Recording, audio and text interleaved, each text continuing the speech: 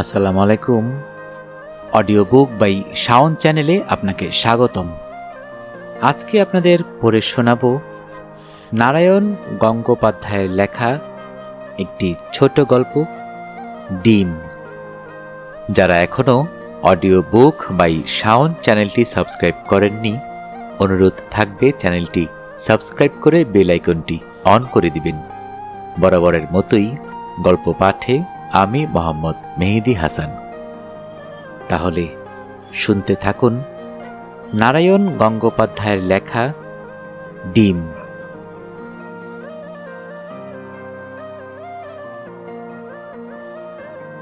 নদীর ওপারে বড় জংশনটার পাশে মিলিটারি কলোনি। আগে প্রায় ৬০-৭০ বিঘে জুড়ে ধু ধু করত অনাবাদি জমি। প্রকৃতির অভিশাপ লাগা মরা মাটি।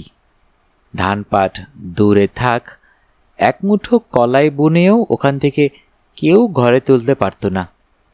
তবু পৃথিবীতে যাদের প্রাণশক্তি সবচাইতে বেশি, সেই ঘাসের বিবর্ণ আর কুশের আগার মতো তীক্ষ্ণ অঙ্কুরগুলো ইতস্ততভাবে সমস্ত মাঠখানাকে আকীর্ণ করে রাখত। হাড় বের করা গরুর পাল খিদের জ্বালায় ওখানে খাদ্যের সন্ধান করত। ধারালো ঘাসের আগায় মুখ কেটে গিয়ে টপ টপ করে তাজা রক্ত গড়িয়ে পড়ত, আর তৃষ্ণার্ত মাটি চো চো করে এক চুমুকে সেই রক্ত শুষে নিত। সেই মাঠ। বিশ্বকর্মার হাতুড়ির ঘা পড়েছে। দেহাতি মানুষগুলো দূর থেকে হা করে তাকিয়ে থাকে। একপাল চখাচখির মতো সাদা সাদা তাঁবু আর খড়ের চালাগুলো যেন ঝাঁক বেঁধে আকাশ থেকে উড়ে পড়েছে ওখানে। রাত্রে বিদ্যুতের ঝলমলে আলো মায়াপুরী। ওদেরই দাবি, সামগ্রিক যুদ্ধের দাবি। রোজ ৫০০ করে ডিম জোগাতে হবে। কোথায় পাওয়া যাবে এত ডিম? পেটের দায়ের তোক হাঁস মুরগি বেচে খেয়েছে, ৩খানা গ্রাম ঘুরলে ১ কড়ি জোগাড় করা যায় না। মেজাজ যেদিন চড়ে যায়, সেদিন প্যারিলাল ভাবে, মানুষ কেন ডিম পারতে পারে না? আর ঘোড়া? তাহলে ৫০০ জায়গায় ৫০টা দিয়েই ওদের রাক্ষসে পেটগুলো ভরানো চলে। বড়দিন আসছে, happy new year. Christmas cake চাই, আর চাই নববর্ষের প্রীতিভোজ। সুতরাং ডিমের দাবি দাঁড়িয়েছে ১০০০-এ। প্যারিলাল বিড়বিড় করে বকতে লাগল। ডিম যেন তার দিন রাত্রের দুঃস্বপ্ন হয়ে উঠেছে। রাত্রে ঘুমিয়ে ঘুমিয়ে স্বপ্ন দেখে আকাশে তারা নেই, শুধু রাশি রাশি জ্যোতির্ময় ডিম ওখানে আলোক বিস্তার করছে। মাটি দিয়ে মানুষ চলছে না, শুধু হাত পাওয়ালা একদল ডিম মিলিটারি ভঙ্গিতে মার্চ করে চলেছে। Right left, about turn, quick March. খেপে গিয়ে প্যারিলাল হাত পা ছুটতে লাগল। কি হয় একরাশ চিল শকুনের ডিম সাপ্লাই দিলে? কামান আর বোমা যারা অক্লেশে হজম করতে পারে, শকুনের ডিম তো তাদের কাছে নস্য বিশেষ। কিন্তু তাই বা পাওয়া যাবে কোথায়? রেললাইনের ধারে বসে যে শকুন কাটা পড়া সাপ আর কুকুরের মাংস নিয়ে টানা হ্যাচড়া করত, কিংবা টেলিগ্রাফের তারে যেসব চিল নিচের জলা থেকে মাছের আশায় ধ্যানস্থ থাকত, মিলিটারি টার্গেট প্র্যাকটিসের চোটে তারা প্রায় নির্বংশ হয়েছে। এখন এই দুর্দান্ত সময়ে মানুষে যদি কিছু কিছু ডিম পারতে পারত, তাহলে এই মহাসংকট থেকে উদ্ধার পেত প্যারিলাল। মেজর সাহেব পিঠ চাপড়ে দিয়ে প্যারিলালকে যেন জল করে দিলে। Try try good boy, try again. সাহেবের সামনে নিতান্তই ক্রাই করা যায় না, তাহলে কাপুরুষ বলে বাঙালি জাতির দুর্নাম হবে। ডিমের সন্ধানেই যাত্রা করতে হলো। শীতের বিকেল। সমস্ত আকাশটা যেন মূর্ছিত হয়ে আছে মেঘের চাদর মুড়ি দিয়ে। টিপটিপ করে মাঝে মাঝে বৃষ্টি পড়বার চেষ্টা করছে, আবার কনকনে হাওয়ায় জলের বিন্দুগুলো উড়ে যাচ্ছে দিগন্তে। পায়ের নিচে চাপা পড়া ঘাসে যেন তুলোর আঁশ জড়িয়ে রয়েছে। মনে হয় অসহ্য ঠান্ডায় শরীরের হাড় মাংসগুলো সব আলাদা হয়ে যাবে। পায়ে দুটো মোটা মোটা মোজা পরলে প্যারিলাল, দু হাতে পুরু দস্তানা, মাফলাটাকে কানে আর গলায় শক্ত করে জড়িয়ে একটা গেরো বাঁধলে বুকের ওপর। তারপর গায়ে চড়ালো ফিকে নীল রঙের মোটা ওভারকোটটা। ব্যাস, শীতের সাধ্য কি এইবারে তার কাছে ঘেঁষতে পারে? ওভারকোটের ওপর সস্নেহে একবার হাত বুলিয়ে নিলে প্যারিলাল। সত্যিই খাসা জিনিস। কাশ্মীরি ফার, যেমন মোলায়েম তেমনি গরম। একবার গায়ে ওঠাতে পারলে বাংলাদেশের শীত তো দূরের কথা, উত্তর মেরুতে গিয়ে অবধি নিশ্চিন্ত থাকা চলে। এই যুদ্ধের বাজারে 200 টাকা ধরে দিলেও এখন এমন একটা কোট পাওয়া যাবে না। মিলিটারি মাল, একটু কাঁচা বা খেলো করবার নেই কোনোখানে। কোটটা পড়তে পড়তে প্যারিলালের মন অকারণেই অত্যন্ত খুশি হয়ে উঠল।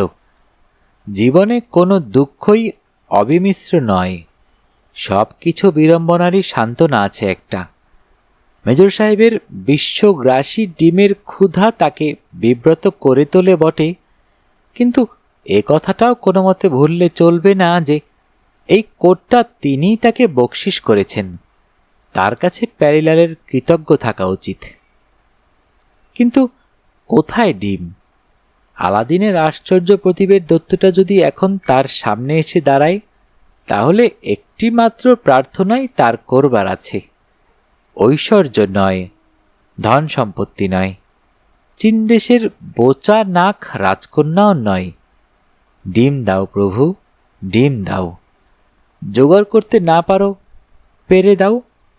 একটা নয়, দুটো নয়, 1 কড়ি নয়, 5 কড়িও নয়, হাজার হাজার, লক্ষ লক্ষ, কোটি কোটি, অবুধ অবুধ এমন একটা ডিমের পাহাড় খাড়া করে দাও যে তার চূড়োটা যেন মাউন্ট এভারেস্টের চূড়োকেও ছাড়িয়ে ওঠে। হায় আলাদিন! রক পাখির ডানার সঙ্গে সঙ্গে সে দিনগুলো উড়ে গেছে চিরকালের মতো। একটা কাতর দীর্ঘশ্বাস ফেলে প্যারিলাল বেরিয়ে এলো। শীতার্ত অনুর্বর মাঠ, ঘাসের তীক্ষ্ণ মুখ ঠান্ডায় যেন ছুরির ফলার মতো ধারালো হয়ে আছে। মানুষের খালি পা পড়লে কেটে ফেটে একসা হয়ে যাবে, তবু ওর ভেতর দিয়ে খালি পায়েই হেঁটে যায় মানুষ। তাদের পায়ের তলায় হুক ওয়ার্মের ক্ষত চিহ্ন, চামড়ার রং পোড়া কাঠের মতো কালো, নখগুলো যেন হাতুড়ি দিয়ে ছেঁচে দিয়েছে কেউ। এই মাঠের ভেতর দিয়ে তারা হেঁটে যায়। ধারালো ঘাসের আগায় কালো রক্ত শুকিয়ে থাকে। প্যারিলাল ওরই মধ্য দিয়ে এগিয়ে চলল। তার পায়ে দামি পেটেন্ট লেদারের জুতো, হাঁটু পর্যন্ত টানা পশমি মোজা। পুরো ওভারকোটটার গায়ে হিমের কণা জমছে। ওপরে মেঘলা আকাশটা থমথম করছে, যেন ভেঙে পড়বার সূচনায়। এক ফালি টানা পথ ধরে প্রায় মাইলটাক এগিয়ে এলে গ্রাম, অথবা আগে গ্রাম ছিল। মনন্তরের ঝাপটা এখনো মিলিয়ে যায়নি। ধসে পড়া চালা, পোড়ো ভিটে। মরা মানুষের দীর্ঘশ্বাসেই যেন রাশি রাশি বাঁশের পাতা উড়ে পথটাকে আচ্ছন্ন করে দিয়েছে। রজনী, ও রজনী, আছো নাকি বাড়িতে? একটা ছোট চালার সামনে দাঁড়িয়ে হাঁক দিলে প্যারিলাল। মাটি দিয়ে মসৃণ করে লেপা পুরো দেওয়াল, তার উপর গেরি মাটির রঙে আঁকা শঙ্খ পদ্মলতা। একদিন সমৃদ্ধি যে ছিল সে কথাই ঘোষণা করছে প্রাণপণে। ওদিকে শন ঝরে যাওয়া চালের ওপর দিয়ে আকাশ উকি মারছে, আর সেই ফাঁকগুলোর ওপরে খানিকটা ধোয়া কিংবা কুয়াশা কুণ্ডলি পাকাচ্ছে। ঘরের ধোঁয়াটা বাইরের ভারী হিমার্ত বাতাস ঠেলে বেরুতে পারছে না, অথবা বাইরের কুয়াশা সবগুলো একসঙ্গে ভেতরে ঢোকবার জন্য ঠাসাঠাসি করছে। বলি, রজনী আছো নাকি? ঠিকাদার বাবু ডাকছেন? ভেতর থেকে সারদার গলা। আছি বাবু, আছি। সারা দিয়ে কাঁপতে কাঁপতে বেরিয়ে এলো বুড়ো রজনী। অনাহার শীর্ণ উদ্ভ্রান্ত চেহারা, হলদে রঙের চোখ দুটো যেন ঘুরছে, থুতনির নিচে খানিকটা বিশৃঙ্খল পাকা দাড়ি, সারা গায়ে একটা শতচ্ছিন্ন ধোকরা জড়িয়ে থরথর করে কাঁপছে। শীতটা সত্যি বড় বেশি পড়েছে এবার। বুড়োর হাতের আঙুলগুলো কি অস্বাভাবিক নীল। তারপরে, ভালো আছো তো? একটা চুরুট ধরাতে ধরাতে প্যারিলাল জিজ্ঞেস করল। এটা ভদ্রতার ব্যাপার, আলাপের ভূমিকা। ভালো। রজনী হাসবার চেষ্টা করল। আমাদের আর ভালো, এখনো মরিনি, এইটুকুই যা ভালো বলতে হবে। ওসব কথা কেন ভাবছ? একটা পা মাটিতে ঠুকতে ঠুকতে প্যারিলাল চুরুটের ধোয়া রিং করতে লাগল। যুদ্ধ থেমে যাবে, আবার ফসল উঠবে, সুখ শান্তিতে ভরে যাবে দেশ। প্যারিলালের কণ্ঠ যেন দেবদূতের মতো উদাত্ত। তখন আবার এই বাংলা হবে সোনার বাংলা। কথাগুলো প্যারিলালের নিজের কানেই যেন ভালো লাগতে লাগল। বাস্তবিক মাঝে মাঝে সরস্বতী এসে যেন বাণী দেন তার গলায়। একটা স্বর্গীয় দৃষ্টি নিক্ষেপ করে রজনীকে সে অভিভূত করে দেবার চেষ্টা করলে, কিন্তু রজনী তবু হাসে। দাঁত ঝরে যাওয়া মাড়ির ভেতর দিয়ে খানিক কালো হাসি বেরিয়ে এলো। সোনার বাংলা কবে ছিল? বুকের রক্ত জল করে আর চোখের জল না ফেলে দুমুঠো ভাত কোনোদিন জোটেনি। 10 বছর আগেও নয়। বেগার ছিল, থানার দারোগা ছিল, উচ্ছেদের নোটিশ ছিল। বাড়তির মধ্যে এবার দুঃখের পাত্র পূর্ণ করে দিয়ে দুমুঠো ভাতও অদৃশ্য হয়েছে। সেই লজ্জা আর অপমান মেশানো রাঙা বাগড়া চালের ভাত আর লাফা শাকের তেতো চচ্চড়ি, এই কি সোনার বাংলার রূপ? হয়তো হবে, কিন্তু ঠান্ডায় আর দাঁড়াতে পারছে না রজনী। মাঠের ওপার থেকে হাওয়া আসছে, হাড়ের ভেতর বাজছে ঝনঝনানি। গায়ের ধোকরাটাও যেন বরফে তৈরি, অথচ সামনে দাঁড়িয়ে প্যারিলাল বক্তৃতা দিচ্ছে সোনার বাংলার ভবিষ্যৎ সম্বন্ধে। চুরুটের ধোয়া চাকার মতো গোল হয়ে তার মাথার চারদিকে যেন স্বর্গীয় দীপ্তিমণ্ডল সৃষ্টি করেছে। ফারকোটের রোয়ার ওপরে জমেছে হিমের কণা, চিকচিক করে জ্বলছে, যেন অশরীরী জ্যোতি বিচ্ছরিত হচ্ছে। তারপর কিছু ডিমের যোগান দিতে হবে যে। ডিম? ডিম এখন পাওয়া বেজায় শক্ত বাপু। তাহলে তো চলবে না। স্বর্গদূত আবার একটা মহিমময় দৃষ্টি নিক্ষেপ করে রজনীকে বশীভূত করবার চেষ্টা করলে। দামের জন্য আটকে থাকবে না, কিন্তু কোথায় পাওয়া যাবে?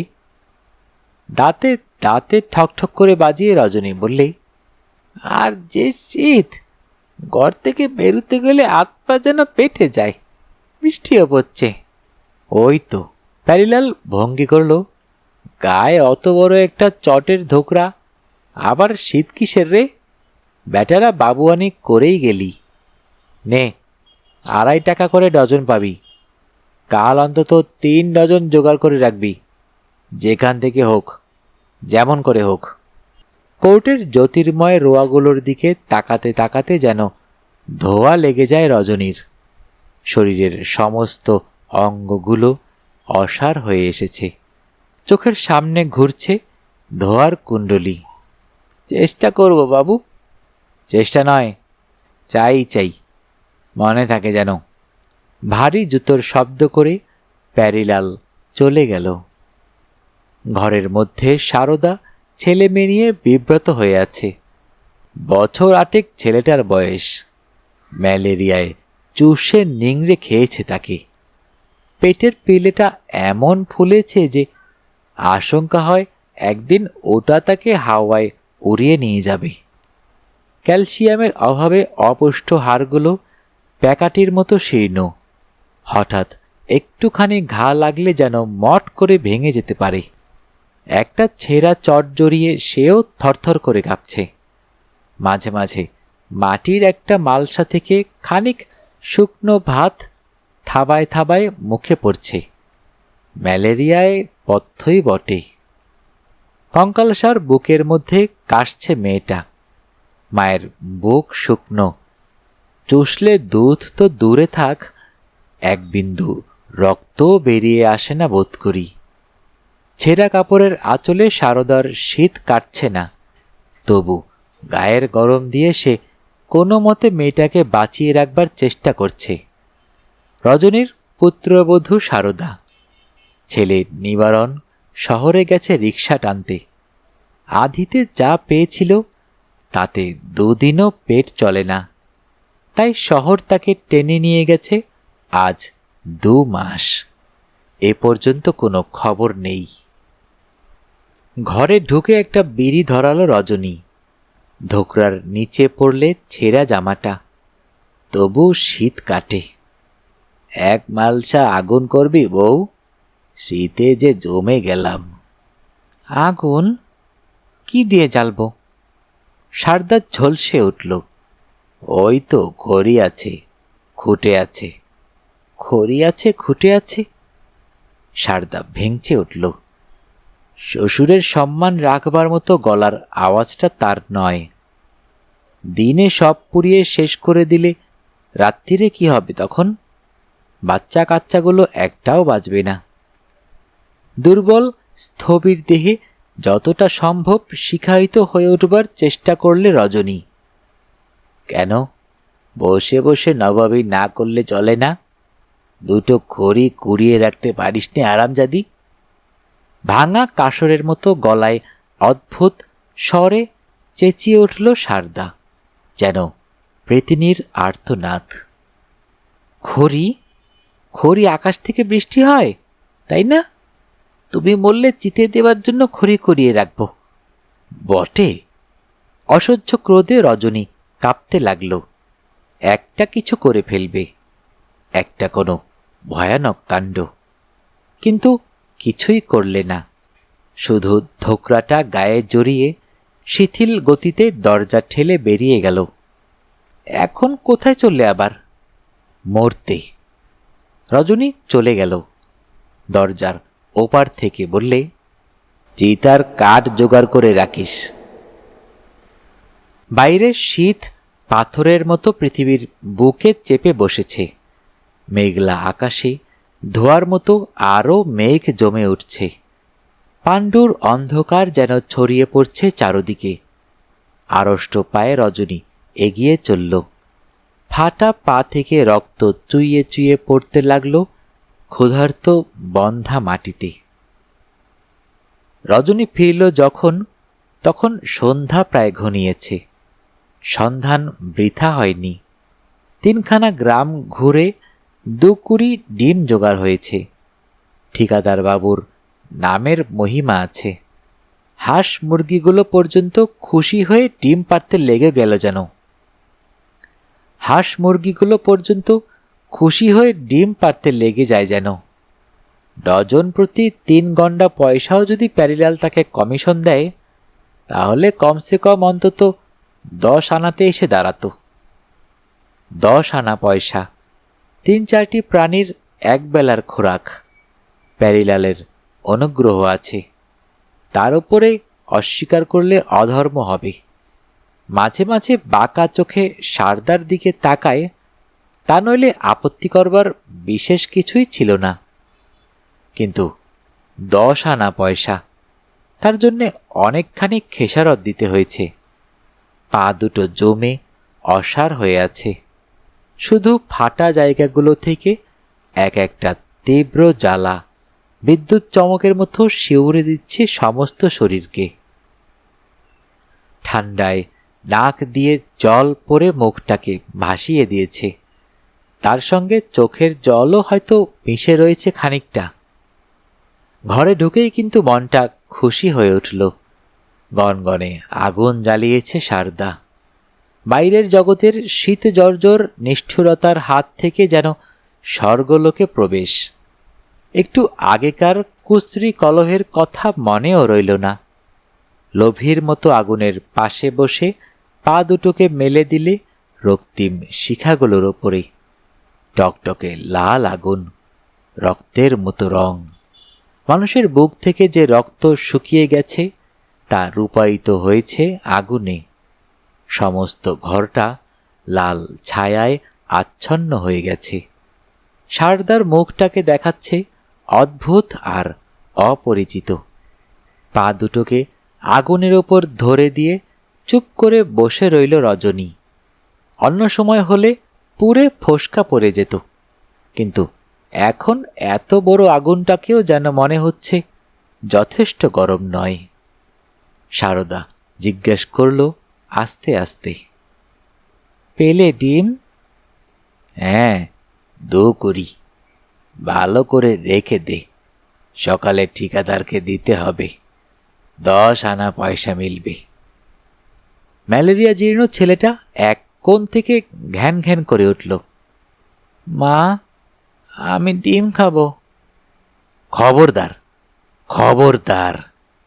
রজনী হঠাৎ বাঘের মতো গর্জে উঠেছে। ডিম খাবে? একটা ডিম ছুঁয়েছিস কি মাথা দোকানা করে দেব। ছেলেটার ঘ্যানঘ্যানানি তবু থামে না। অসুখে ভুগে ভুগে অসম্ভব লোভ বেড়ে গেছে। চোখ দুটো জ্বলছে ক্ষুধার্ত শিয়ালের মতো। মা, আমি ডিম খাবো। সারদা ছেলেকে কোলের কাছে টেনে নিয়ে এলো সস্নেহে। না বাবা, ডিম খায় না, গরিবের ডিম খেতে নেই। রজনী চুপ করে রইল। মনটা ভারী হয়ে গেছে। গরিবের ডিম খেতে নেই, শুধু ডিম, কিছুই খেতে নেই। গরিব যদি খেতে পায় তাহলে পৃথিবী চলবে কেমন করে? সব ওলটপালট আর বিশৃঙ্খল হয়ে যাবে যে। ছেলেটা তবু কাঁদছে। রজনীর হাত নিষ্পিস করে, একটা কিছু করতে চায়। ইচ্ছে করে গলা টিপে ওটাকে থামিয়ে দেয় একেবারে। খেতে চায়? কেন খেতে চায়? কার কাছে খেতে চায়? শুকিয়ে মরে যেতে পারে নিঃশব্দে, নিজেও বাঁচে, পৃথিবীরও হাড় জুড়িয়ে যায়। একটা মালসায় করে খানিকটা করকরে ভাত আর শাক চচ্চড়ি নিয়ে এলো সারদা। খেয়ে নাও। ঠান্ডা আধপচা ভাত, তেতো শাকের ঘণ্ট। গলা দিয়ে এক গ্রাস নামে তো পেটের ভেতর থেকে শীতের প্রচণ্ড শিহরণ উঠে মাথা পর্যন্ত ঝাঁকিয়ে দেয়। দাঁতে দাঁতে খটখট করে বাঁচতে থাকি। কেন কে জানে, ডিমগুলোর ওপরে দুর্দান্ত একটা লোভ এসে রজনীর মনকেও আচ্ছন্ন করে দিলে। কতদিন সে ডিম খায়নি। কিন্তু না, ঠিকাদার বাবুর যোগান। সাহেবদের নতুন বছর আসছে, তাদের উৎসাহ হবে, খানাপিনা হবে। ওদিকে দৃষ্টি দিলেও মহাপাতক। থাবায় থাবায় অখাদ্য ভাতগুলো গলার মধ্যে ঠেলে দিতে লাগলো রজনী। অসহ্য শীতে পেটটা মোচড় দিচ্ছে, ঠেলে বমি উঠে আসছে যেন। ছেলেটি আবার প্যান প্যান করে উঠল। ডিম কোথা থেকে কি হয়? রজনীর আব্বু, একটু চুপ থাকো বাবা, একটু কাজ করি অল্প একটু। রজনীর মাথার মধ্যে রক্ত চড়ে গেল। ভাতের মালসাটাকে ছুঁড়ে ফেলে দিল দূরে। তারপর বিদ্যুতের মতো দাঁড়িয়ে উঠল। নিজের অতৃপ্ত লোভের জ্বালাটা বিস্ফোরকের মতো ফেটে পড়েছে। একটা অবলম্বন পেয়েছে সে। দাঁতে দাঁত পিষে রজনী বললে, ফের ডিম? আজ তোকে খুন করে ফেলব। মুহূর্তে হ্যাচকা একটা টানে রজনী ছেলেটাকে কাছে টেনে নিয়ে এলো। তারপর নীল একটা হিমার্থ থাবা ছেলেটার গলায় বসিয়ে দিলে নির্মমভাবে মেরে ফেলবে। আর্তকণ্ঠে সারদা চিৎকার করে উঠল, কি করছো? লাল আগুনে রজনীর চোখ ভয়ঙ্কর দেখাচ্ছে। আগুনের চাইতেও বেশি করে জ্বলছে সেটা। শেষ করে দেব। ছাড়ো ছাড়ো, মরে যাবে যে। মরুক। কঠিন হাতের চাপে ছেলেটার চোখ বেরিয়ে যাচ্ছে। পাগলের মতো ছুটে এলো সারদা। ঘরের কোণ থেকে লোহার শাবলটা তুলে নিয়ে প্রাণপণে ঘা বসালো রজনীর মাথায়। অস্ফুট একটা কাতর আর্তনাদ। ছেলেটাকে ছেড়ে দিয়ে রজনী 3 হাত দূরে ছিটকে পড়ল আগুনের ওপর। সমস্ত ঘরময় আগুন ফুলঝুরির মতো ছড়িয়ে গেল। সারদা দাঁড়িয়ে রইল বিস্ময় বিস্ফারিত চোখে। কি করবে কিছু বুঝতে পারছে না। ছেলেটা নিঃসাড় হয়ে পড়ে আছে মাটিতে, আর আগুনের শয্যায় মাথা রেখে তেমনি নিঃসাড় হয়ে শুয়ে আছে রজনী। গায়ের ধোকরাটা জ্বলে উঠেছে। মরা সাপ পুরবার সময়ে যেমন অন্তিম আক্ষেপে মোচড় দেয় শরীরটাকে, তেমনিভাবে একটা অসহায় চেষ্টা করেই রজনী স্থির হয়ে গেল। সারদা হতবাক হয়ে তাকিয়ে দেখল রজনীর দাড়িটা পুড়ছে। ফটাস করে একটা শব্দ হয়ে খইয়ের মতো ফুটে উঠেই গলে গেল তার বিস্ফারিত ডান চোখটা। মানুষ পোড়া গন্ধ কি বিশ্রী। মাঠের ওপারে দাঁড়িয়ে সন্ধ্যার অন্ধকারে প্যারিলাল দেখতে লাগল সমস্ত গ্রামটা জ্বলছে। এই দারুণ শীতে আগুন পোয়াচ্ছে যেন। আর এত দূরে দাঁড়িয়েও হঠাৎ তার অত্যন্ত গরম লাগতে লাগল। কাশ্মীরি ফাড়ের কোটটা বড় বেশি গরম।